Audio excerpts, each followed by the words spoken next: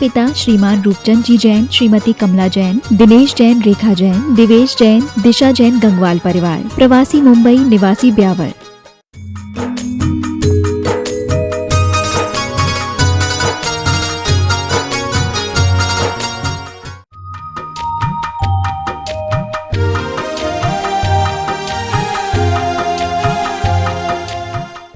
आदिम तीर्थंकर प्रभु आदिनाथ मुनिनाथ, आदि व्याधि अगमग मिटे तुम पद में मम मात। चरण शरण है आपके तारण तरण जियाज, भवदधि तट तट ले चलो करुणा कर जिन राज।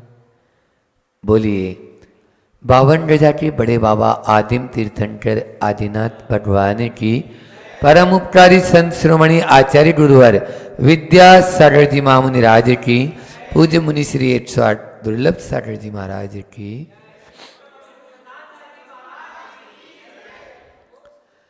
कल एक महत्वपूर्ण और ज्वलंत विषय आप लोगों के सामने मैंने रखा, जिसको चिकित्सा माफिया के नाम से जाना जाता है।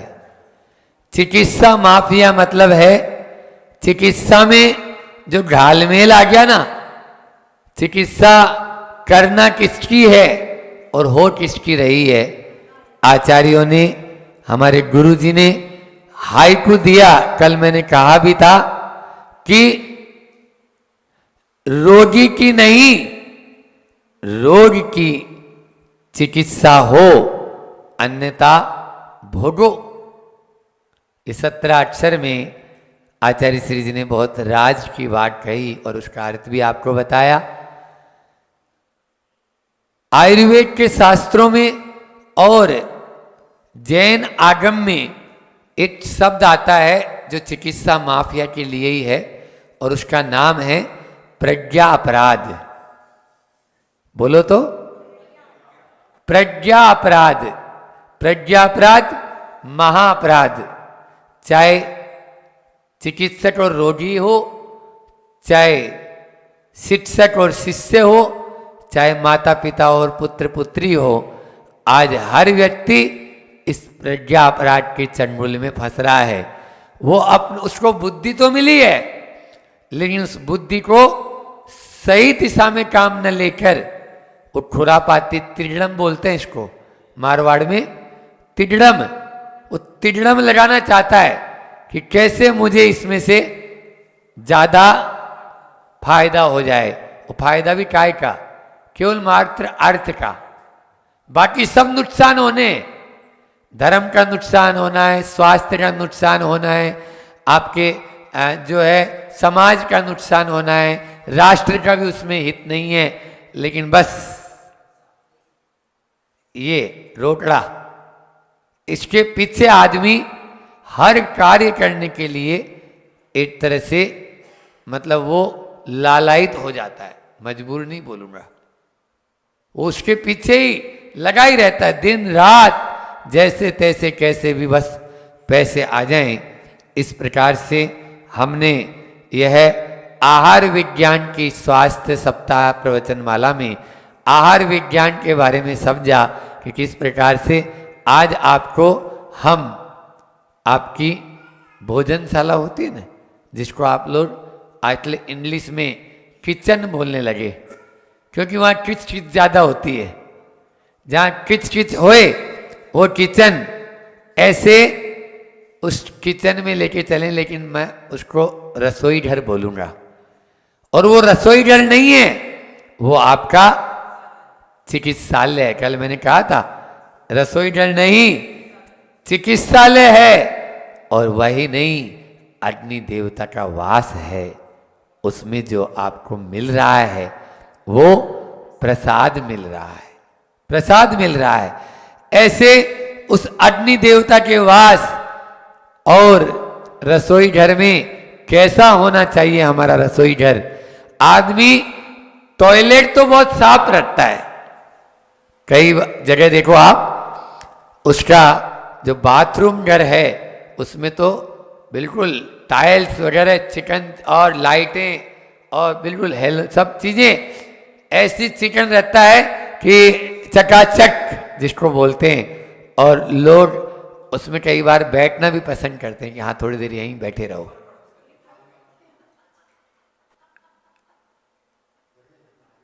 लेकिन रसोई घर बिल्कुल अंधेरे में बना रखा है तो थोड़ी काम होगा। सबसे पहला है हवादार हो और प्रकाश वहां पर पहुंचे। हमारे यहाँ जैन आगम में एक शब्द आता है आलोकित पान भोजन। आलोकित पान भोजन का मतलब है आप जहाँ बनाते हो वो भी आपका उजाले में होना चाहिए। आज लाइट में बनने लगा। मैं कई बार चौकों में देख लेता हूँ, अब क्या बोल नहीं सकते। उस समय लाइट जल रही है और आहार बना रहे हैं। रात्रि भोजन का दोष लगेगा मुनि महाराज जी को भी और बनाने वालों को भी। यदि मुनि महाराज ऐसे चौके में आहार ले रहे हैं तो उनको तो दोष लगेगा ही। इसलिए आपने देखा होगा हम तो सबसे पहले चौका देखते हैं कि तुमने बनाया कहाँ पे। कई चौकों से या तो लौटना होता है और या लाइट जलती दिख जाती है तो अंतराय करके अपना आ जाते हैं। ये क्यों? क्योंकि आपने आलोकित पान भोजन का पालन ही नहीं किया। कैसे आप स्वस्थ रहेंगे? स्वास्थ्य की बात करने वालों, स्वस्थ रहने के लिए सबसे पहला जरूरी है दिन में भोजन बनाएं और दिन में भी ऐसा हमारा चौका हो जिसमें हवा और प्रकाश दोनों उपलब्ध हो। तो सबसे पहला है चौके में हवा और प्रकाश हो। 4 बातें करूंगा। दूसरा है स्वच्छता, सबसे ज्यादा जरूरी। चौका एक ऐसी जगह है जहां पर स्वच्छता होनी बहुत जरूरी है। शुद्धि होनी जिसको बोले। पुराने समय में सीधे सीधे चौके में किसी को प्रवेश नहीं मिलता था। बच्चे तो जा ही नहीं सकते थे।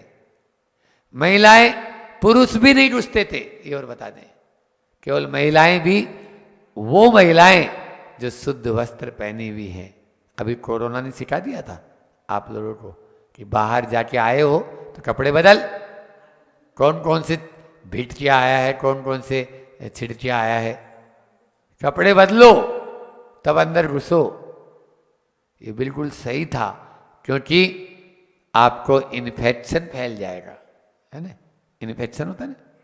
आप देखो चौके में हर कोई व्यक्ति घुस जाएगा तो बाहर के कपड़े, आज तो हो ही रहा है, बाहर की महिलाएं उन्हीं कपड़ों में बेडरूम पे जा रही है, गद्दे पर बैठ रही है और उन्हीं कपड़ों में चौके में छू रही है। अब क्या होगा? बीमारी का घर होगा या नहीं होगा? बोलो।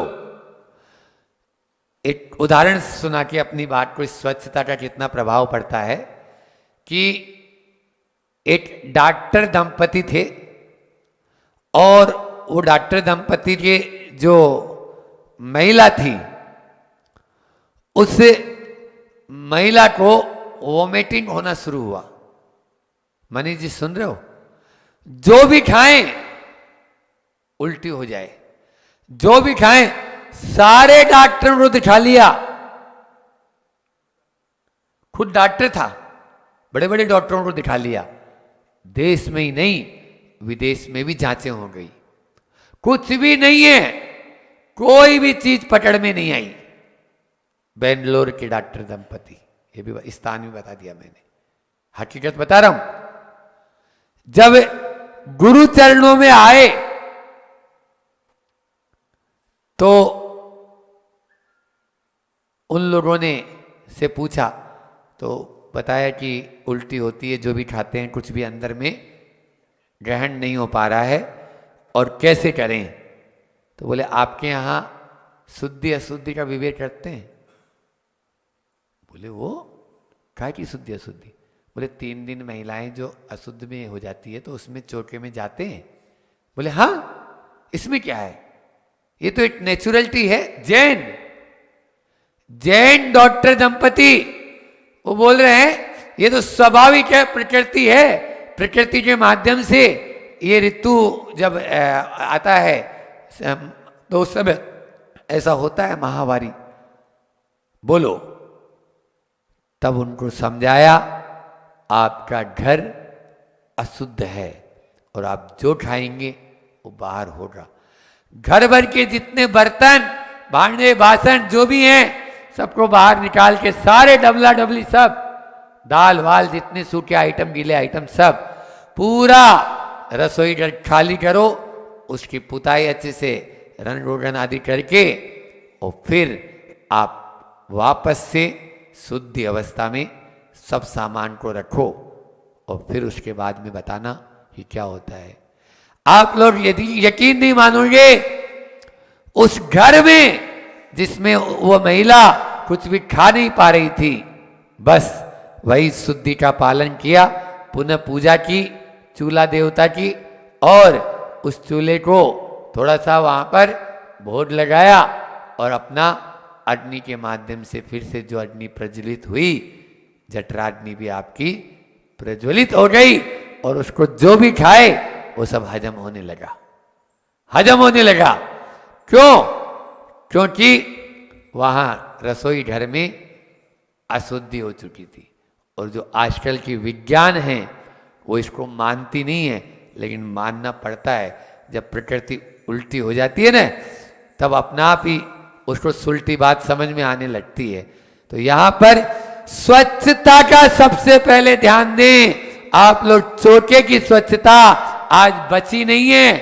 इस चौके की शुद्धता और स्वच्छता को आप फिर से वापस बरकरार करें। पहले दहली होती थी, उस दहली के पार किसी को नहीं जाना मिलता था। रोटी ऐसे थाली बाहर में रख दी, आज का व्यक्ति तो बोलेगा क्या भंगी चमार समझ रखा है क्या, जो रोटी डाल के और बाहर रख दी। लेकिन ये इन्फेक्शन से बचने के लिए, शुद्धि के लिए ये अनिवार्य है और इसके बिना शुद्धि का पालन हो नहीं पाएगा। दूसरा है सामूहिकता, आज खत्म होती जा रही है। पहले दौरानी जिठानी ये सब मिलजुल कर बनाते थे और खाते थे। आज सबके अपने अपने सेपरेट। अरे वो तो छोड़ो, दो भाई बहन हैं वो भी अलग अलग हो गए, और पिता पुत्र है, पिता का भोजन अलग, पुत्र का भोजन अलग बन ही रहा है। और पूरे रिश्ते खत्म होते जा रहे हैं।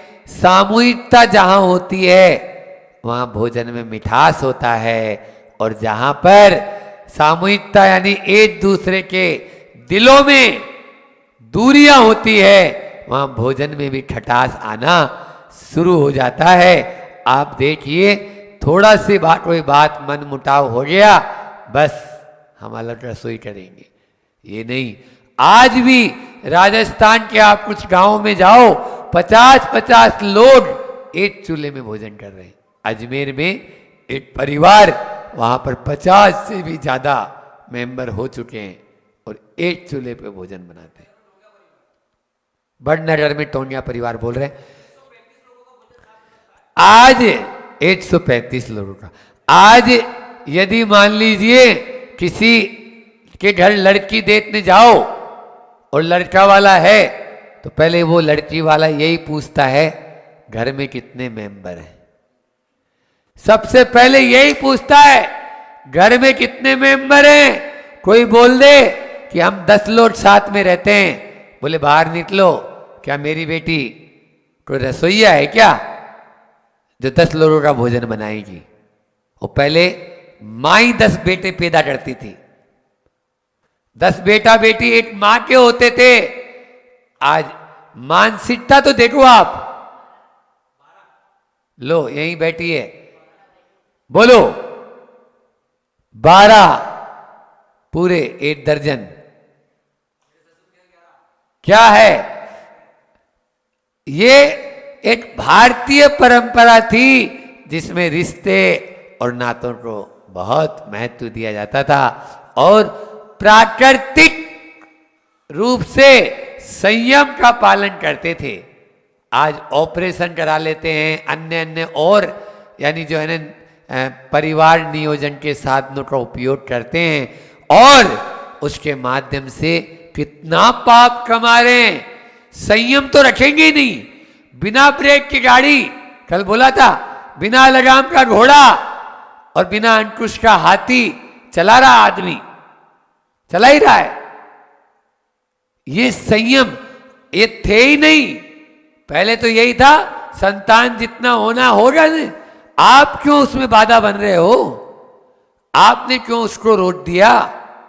ये आज की महाविकृति का रूप ले रही है और इसी का कारण है कि जैन समाज भी अल्पसंख्यक के कगार पे आके खड़ी हो गई।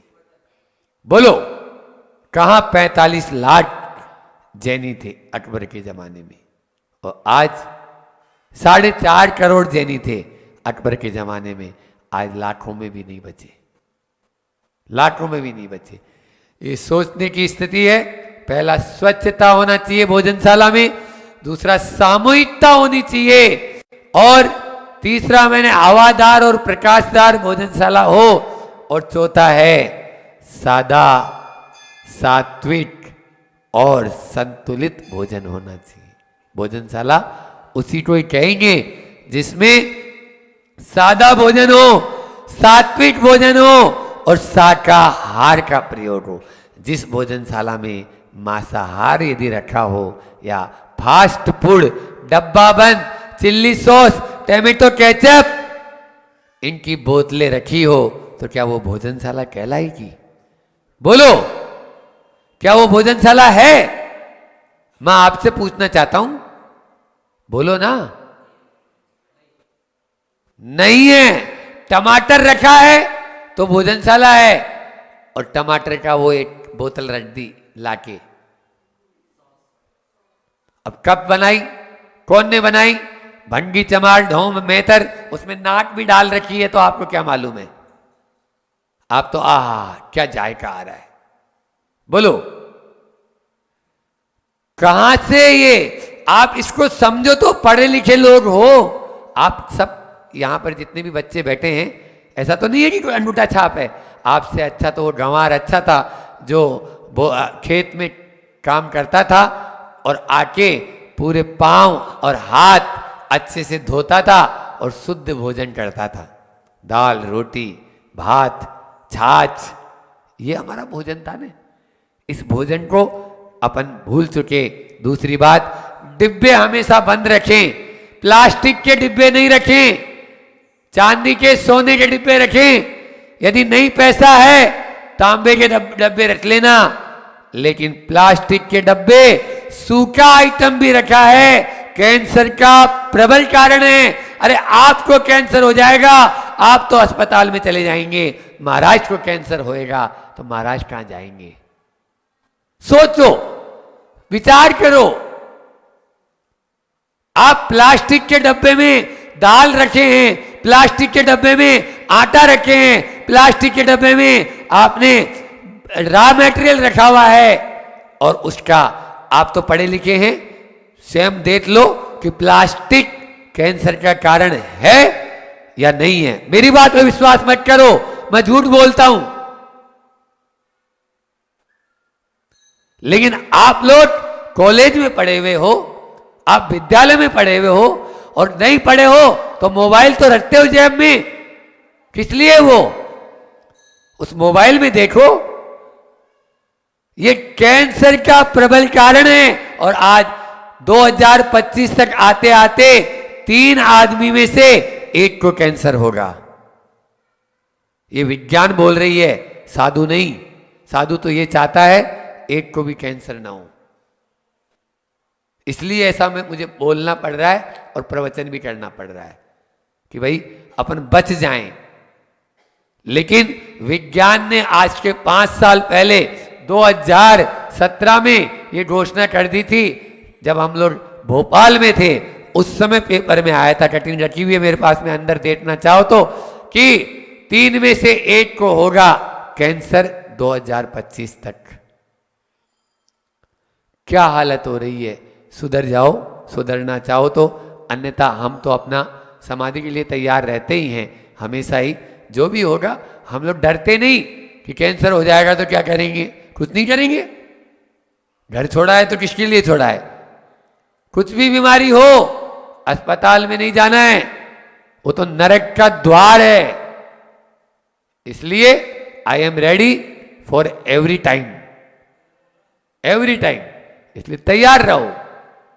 हाँ, आज अपन थोड़ा सा और आगे चलते हैं। तो ये डिब्बे प्लास्टिक के नहीं होने चाहिए, आप स्टील के भी ना हो, तांबे के रखें, सबसे बढ़िया। नहीं तो सोना और चांदी सर्वश्रेष्ठ रहता है।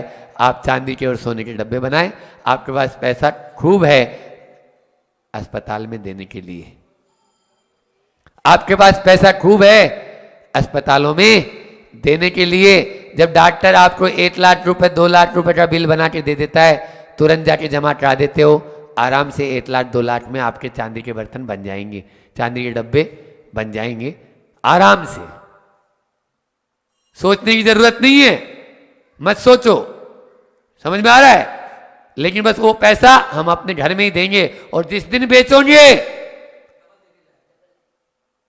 अगर घर में गरीबी आ गई, जिस दिन बेचोगे फिर से आपको पैसा मिल जाएगा।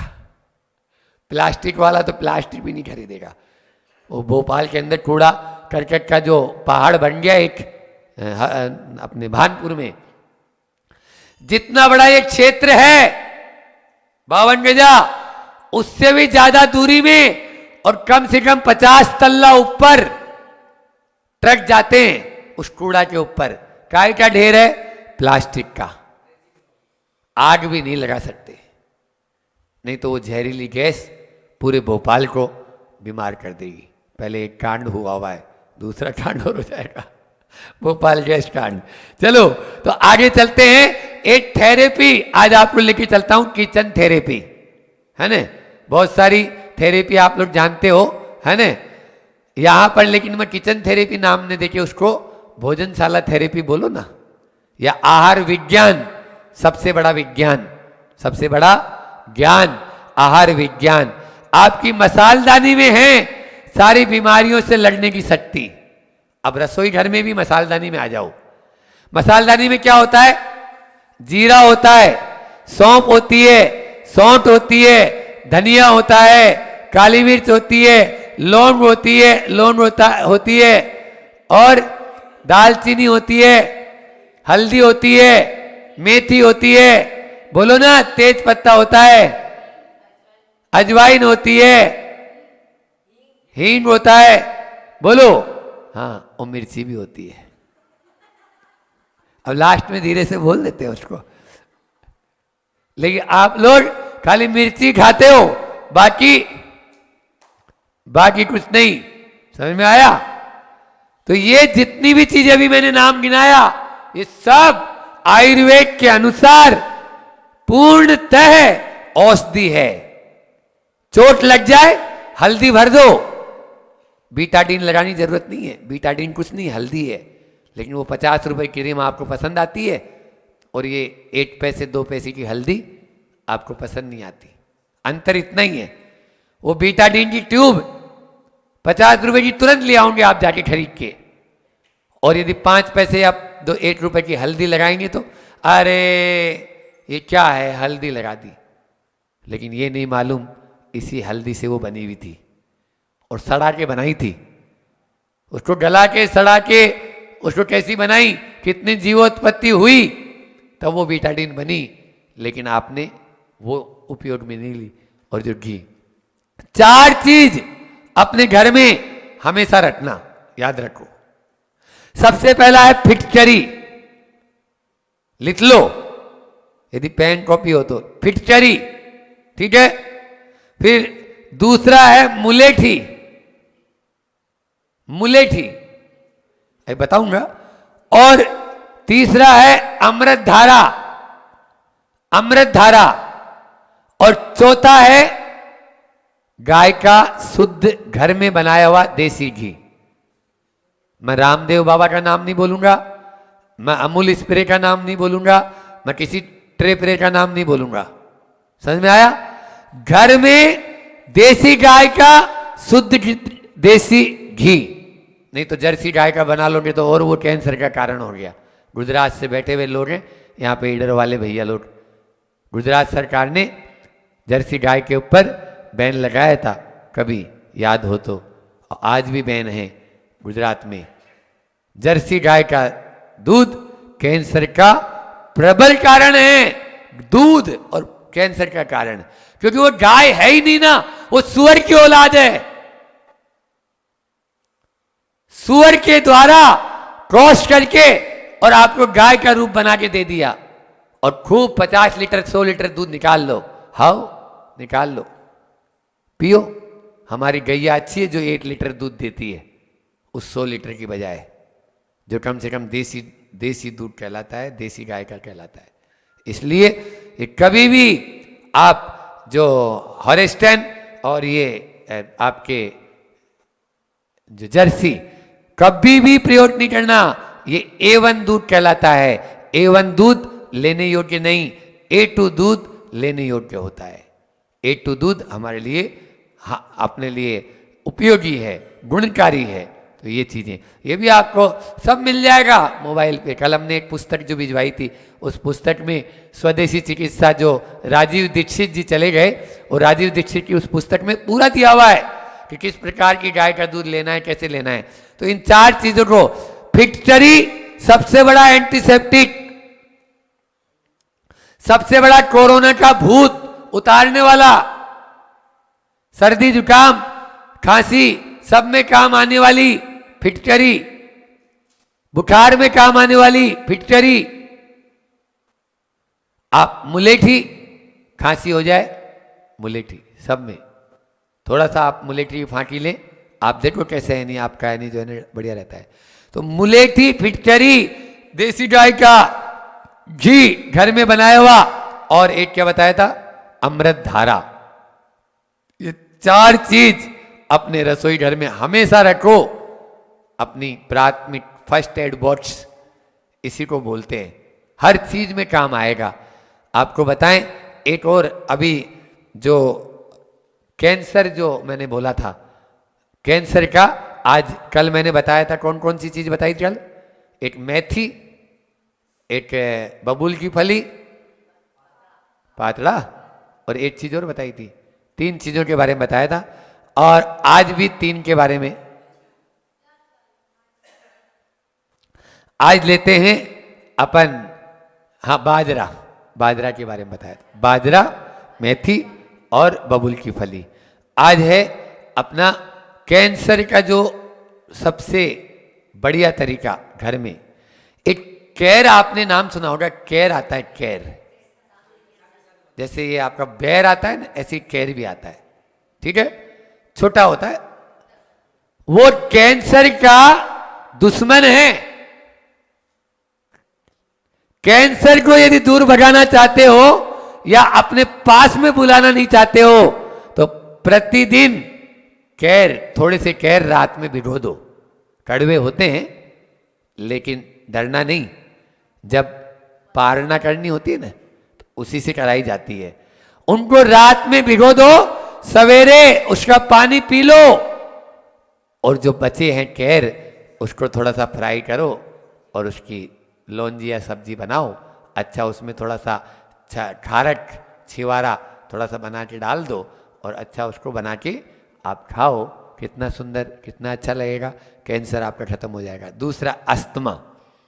अस्थमा के बारे में बताता हूं। बड़ी इलायची, डोडा इलायची, जिनको सर्दी जुकाम बार बार रहता हो, डोडा इलायची को सेक कर पाउडर बनाकर आप एक डिबिया में रख लो, और गाय के दूध की मलाई, उस मलाई को साथ में उसको मिलाओ और चाट लो। आपका कैसा भी अस्थमा हो ठीक हो जाएगा। बस उस पे पानी आपको नहीं पीना है।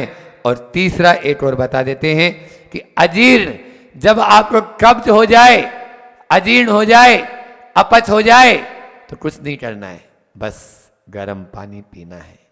मैं हमेशा कहता हूं 1 cup hot water is best medicine. 1 cup hot water is best medicine for all disease.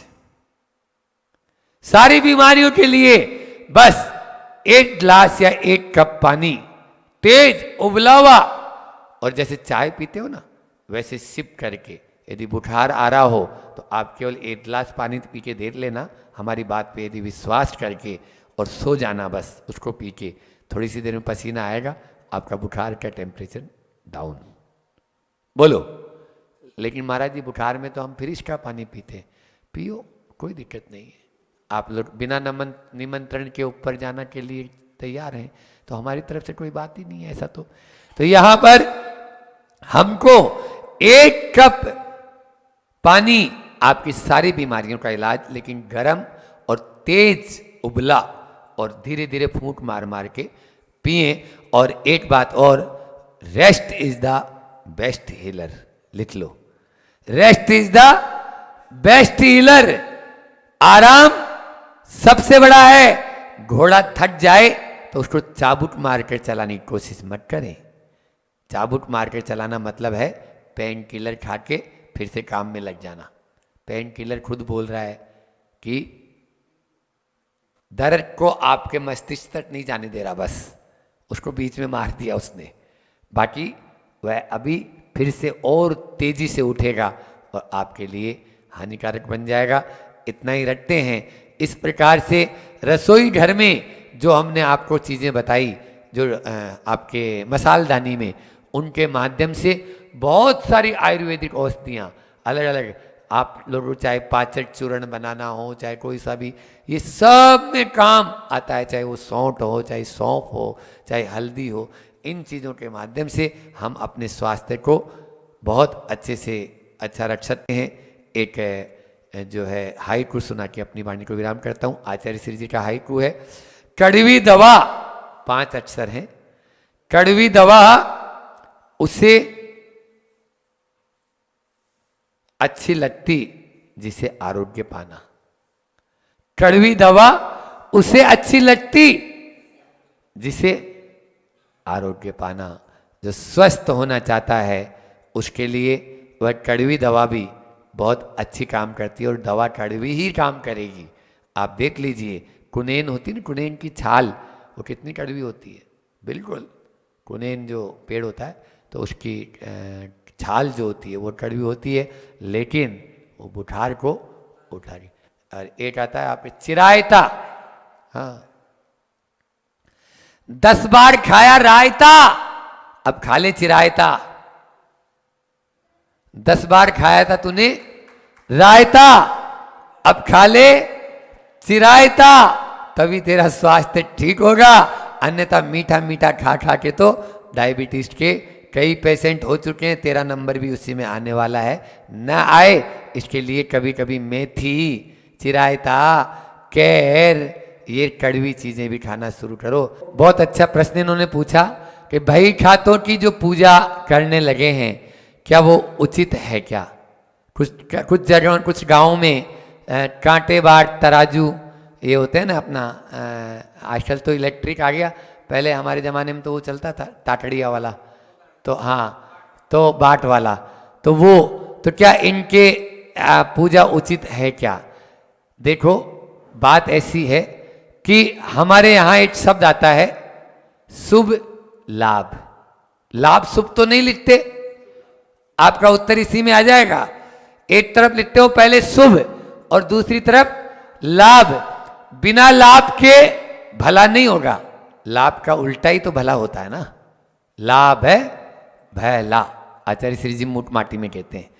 तो भला चाहते हो तो लाभ जरूरी है, और लाभ चाहते हो तो शुभ जरूरी है। शुभ के साथ आपको लाभ होना चाहिए। लेकिन आज क्या है, वो केवल कांटे बाट तराजू या बही खाता इन्हीं में उलझ चुका है। इनकी पूजा नहीं कर रहे, इनके माध्यम से, मतलब भगवान के माध्यम से हम भगवान की साक्षी में ये संकल्पित होते हैं, हे भगवान मेरे से कभी भी अन्याय अनैतिक तरीके से कोई पैसा मैं न कमाऊं। मैं जो भी कमाऊं मेरी कमाई का कमाऊं, जो मैं अपनी मेहनत कर रहा हूं उस मेहनत का मुझे फल मिले, इसी भावना के साथ में मैं श्री श्री श्री उस बही में लिख रहा हूँ, इसी भावना के साथ में मैं शुभ लाभ लिख रहा हूँ, इसी भावना के साथ में मैं कांटे बाट में कभी डंडी नहीं मारूं। बढ़िया आदमी होता है वो डंडी लगाने में रहता है, तो वो उस पे मोली बांध रहा है, वो मोली इस संकल्प के साथ बांध रहा है कि मैं कभी भी इसमें कमती बेसी न करूं। हमारे यहाँ पे आता है हीनादिक मानोन्मान रूपक व्यवहारा प्रतिरूपक व्यवहारा, इस चोरी के 5 अतिचार जो होते हैं उनमें ये सारे आपके प्रश्न का उत्तर है कि इन 5 अतिचारों से हम बचें। और वो तभी होगा जब आप हीनादिक नहीं रखोगे अपने पैमाने को। अब मीटर कपड़ा नापते समय आपने मार लिया कपड़ा तो गड़बड़ हो गई ना। तो ये सब संकल्पित होते थे। ये भगवान की साक्षी में वहाँ पर जो भी तस्वीर रखी है या मंदिर में अपन गए तो वहाँ दीपक, लेकिन हमारे यहाँ वीतरागी देवी देवता सच्चे देव शास्त्र गुरु की ही पूजा बताई और किसी की पूजा नहीं बताई है। इसलिए ये सब जो हम लिखते हैं करते हैं, ये संकल्प लेना है उन वीतराग प्रभु के सामने कि भगवान मैं कोई भी गलत काम नहीं करूँगा। आज का तो जो खान पान है या जो एटमॉस्फेयर है वो सब दूषित हो चुका। दिल्ली में पटाखे बंद कर दिए, वो भी सर्वोच्च न्यायालय ने, सुप्रीम कोर्ट ने आदेश दिया है, क्योंकि दिल्ली में रात में इतना ज्यादा धुआं हो जाता है। दिन में तो दिखता नहीं है सूरज के कारण, आप रात में देखो और दिन में भी आप अपनी सफेद शर्ट पहन के जाओ तो काली करके लौटते हैं। समझ में आई? इसलिए सर्वोच्च न्यायालय ने यह आदेश दे दिया कि दिल्ली सरकार ने, मैं तो कहता हूं देश के प्रत्येक व्यक्ति को पटाखा किसी को फोड़ना ही नहीं। पटाखा फोड़ना मतलब महा अपराध, महापाप करना, महाहिंसा करना। इसलिए यहां बैठे हुए भी सबसे कहना चाहूंगा इस दिवाली पटाखा मुक्त दिवाली, कोई पटाखा नहीं। हाँ मिठाई बांटेंगे ना, 100 रुपए के पटाखे फोड़ रहे थे, 100 रुपए का मिठाई का डब्बा लाओ और किसी गरीब आदमी को खिला के आओ झुग्गी झोंपड़ी में जहां दीपक नहीं जल पा रहे हैं, जहां पर उसके पास में मिठाई खरीदने की कभी देखा नहीं उसने, मिठाई कैसी नहीं होती है। लूटी रोटी खाता है, एक समय खाता है, अपना पेट पाल रहा है, अपने बच्चों को उसके घर में जाओ और एक दीपक लेके चले जाना, दीप जला देना और मिठाई का डब्बा उसके हाथ में दे देना। मैं कह रहा हूं आपके जीवन में रोशनी आ जाएगी, जीवन में रोशनी आ जाएगी। यदि ऐसा करते हो तो आपके लिए बहुत अच्छा होता है। इतना ही रखते हैं, समय भी अपना पूर्ण हो रहा है। बोले अहिंसा परमो धर्म की, आचार्य गुरुवर विद्यासागर जी महाराज की।